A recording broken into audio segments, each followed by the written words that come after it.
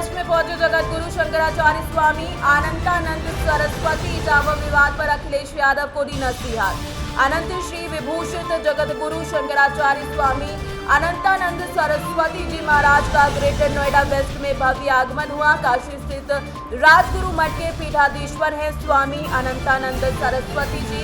Greater Noida waste की विभिन्न societies में भागवत कथा और सनातन धर्म की प्रचार हेतु पहुंचे महाराज जी। सैकड़ों श्रद्धालुओं को अपने प्रवचनों से किया मंत्र मुक्त। महिलाओं, पुरुषों और बच्चों को बताया सनातन परंपराओं का महत्व और भगवान की आराधना का रास्ता। मीडिया से बातचीत में कहा, गौतम बुद्ध नगर आधुनिकता की दौर में संस्कृति की पकड़ उसने नहीं छोड़ी है। ग्रेटर नोएडा वेस्ट को बताया धर्म और विकास का अद्भुत संगम। इटावा कथा विवाद पर बोले, सनातन धर्म में कथा कहने के लिए किसी जाति अधिकार की जरूरत नहीं है। धर्म को जाति के चश्मे से ना देखें। भगवान की कथा हर कोई कर सकता है। सनातन धर्म सर्वसमावेशी है, इसमें किसी प्रकार का भेदभाव नहीं है। अयोध्या की प्रसिद्ध कथावाचिका पूज्य मंजुलता जी ने भी विवाद पर दिया बयान। बोली, जो व्यास गद्दी पर बैठा है वो भगवान के समान है, उसके साथ अभद्रता शर्मनाक है। कहा, मैं 23 सालों से कर रही हूँ कथा। ये विवाद सिर्फ जातिगत नहीं, राजनीतिक रूप से प्रेरित करता है। धर्म को राजनीति से अलग रखने का समय है, नहीं तो समाज बढ़ जाएगा। प्रवचनों के बाद ग्रेटर नोएडा की जनता कर रही है महाराज जी के विचारों की भूरी भूरी प्रशंसा। जाति को लेकर बड़ा विवाद हुआ, तो इस पर आपकी क्या राय है? जाति को लेकर कहीं मुझे नहीं लगता है कि विवाद हुआ है और न होता है। उसको कहने वालों ने, पत्रकारों ने, उस विषय का मैं पत्रकारों से प्रश्न कर रहा हूं, पूछ रहा हूं, क्या हम पत्रकारों को ये पूरा विषय ध्यान में है कि आखिर ये क्यों उठा? और रात्रि जितने वीडियो फुटेज मैंने देखे वो रात का दिख रहा है, दिन में क्यों नहीं हुआ? तो पहले तो हमें ये समझना होगा कि वास्तव में वहां विषय क्या घटना घटी और किस विषय पर क्या बात हो रही है और आ रही है। आजकल सोशल मीडिया का जमाना है, कुछ का कुछ कह देना। जो मैंने निगेटिव और पॉजिटिव दो बातें बताई, तो नकारात्मक पक्ष तुरंत रख देना। अब बात आती है भारत में कथा की बात को लेकर जो कह रहे हैं, तो भारत में कार्तिक मास होता है और कार्तिक मास में हर घर की महिला अपने से छोटे को कथा सुनाती है। करवा चौथ का व्रत आता है, कोई पुजारी कथा नहीं सुनाता है, क्योंकि आप इस इधर रहते हैं। करवा चौथ का व्रत का कथा अपनी माताएं स्वयं कहती हैं और सुनती हैं। तो ये जो विषय जिसके द्वारा भी उठाया जा रहा है कि कथा कहने को लेकर के विवाद है, ये उसकी अज्ञानता है, निश्चित संपूर्णतया अज्ञानता है। और सत्यवती के गर्भ से जन्मे वेदव्यास प्रमाण है, वाल्मीकि प्रमाण है, संत रैदास प्रमाण है, कबीर प्रमाण है, धन्ना जाट प्रमाण है। तो भक्ति में ये जो बीत चुके हैं सुरसरी, मीराबाई प्रमाण है। और प्रमाण वर्तमान की व्यवस्था में भी असंख्य साधु संतों का जीवन इस बात का प्रमाण है कि वो कथा कह रहे हैं और लोग सुन रहे हैं। किसी ने जाति नहीं पूछा है। इस पूरे विवाद की राजनीति भी बहुत अखिलेश यादव इस पूरे विवाद में, तो क्या लगता है इस तरह से संतुलन बनाने की जरूरत है धर्म और राजनीति के बीच में? धर्म और राजनीति के बीच में संतुलन की जरूरत नहीं है, अपितु यह बड़ा विषय हो जाएगा। वो मेरा विषय नहीं है राजनीति, लेकिन आजकल कुछ भी कोई भी कहीं भी उसको गलत सही बोलता है। लेकिन धर्म की जिस व्यवस्था से हम आते हैं, आचार्य शंकर का मूल पीठ राजगुरु मठ काशी है, और जब चारों पीठों का अस्तित्व हम देखते हैं डोल गया था, तो काशी संजीव अवस्था में उसका संचालन कर रही थी।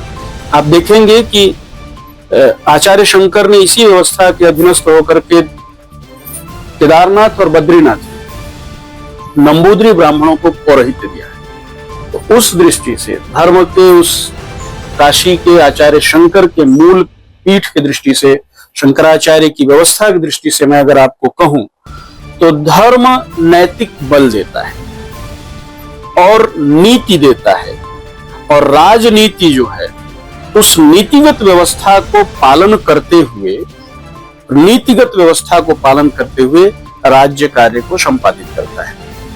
तो जो भी राजनेता हैं वो मास लेवल और लॉन्ग टर्म के लिए भारत को ध्यान में रख करके राजनीति करेंगे तो वो बढ़िया है।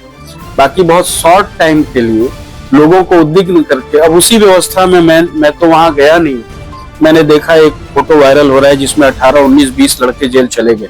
उनके लिए अखिलेश यादव जी ने क्या किया? क्या अखिलेश यादव जिस गाड़ी में चलते हैं उस गाड़ी का 25% हिस्सा भी हर उस व्यक्ति के घर पर देने का प्रयास करेंगे क्या, जिनके कारण उद्विग्न होकर उन लड़कों ने वो विरोध प्रदर्शन किया?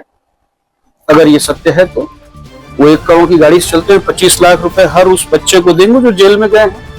तो नेतृत्व करने वाले का ये नैतिक दायित्व बनता है कि हमारे द्वारा जो कार्य संपादित किया जा रहा है उससे समाज अव्यवस्थित न हो, उद्विग्न न हो।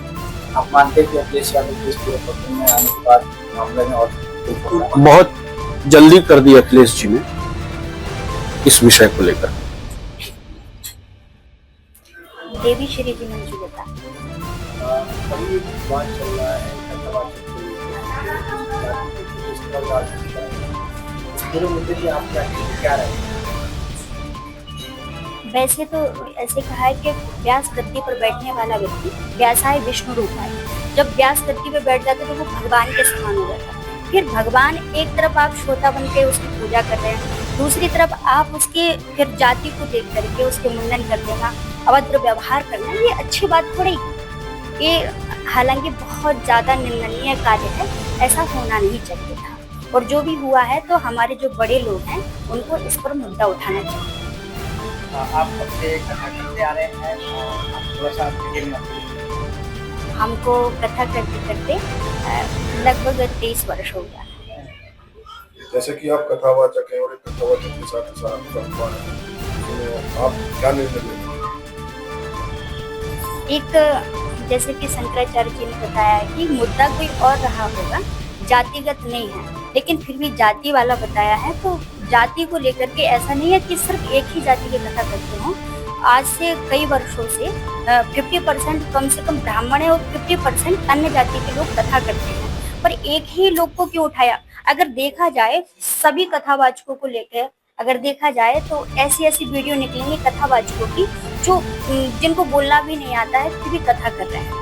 कोई नृत्य करके ही कथा कर रहा, कोई गायन करके ही कथा कर रहा, लेकिन उनका विशेषता जो मूल होता है ना, संस्कृत के श्लोक को कहना, उसकी वाक्पटुता, उसके व्याख्यान को एक कोई नहीं सुनता है। उस पर भी तो मुद्दा उठाना चाहिए।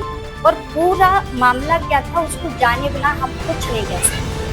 अगर हम टेक्नोलॉजी की बात करें तो आप बहुत आगे बढ़ रहे हैं और मॉडर्नाइजेशन हो रहा है। तो कथावाचक क्या करते हैं, ऑनलाइन अपना प्लेटफॉर्म बना रहे हैं।